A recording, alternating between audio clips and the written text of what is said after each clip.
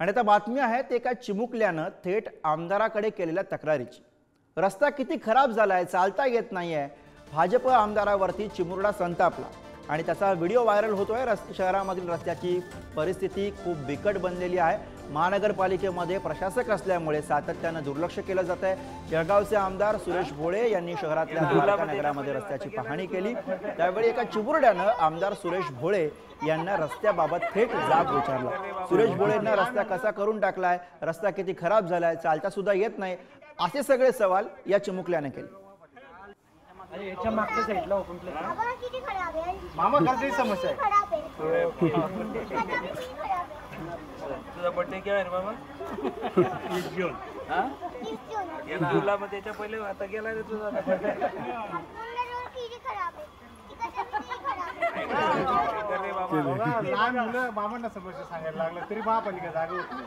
आणखी काय पाहिजे याच्यापेक्षा काय दूर नाही दूर नाही माहिती, जळगाव महापालिका मामांनी DPDC मध्ये डाला किती आहे, डाला किती खाली सोडा।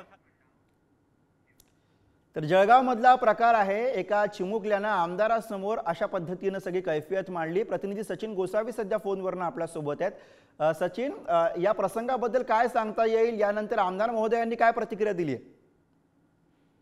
निश्चितच गुरु, जर आपण बघितलं तर जळगाव शहरामध्ये रस्त्यांची अवस्था बिकट झालेली आहे।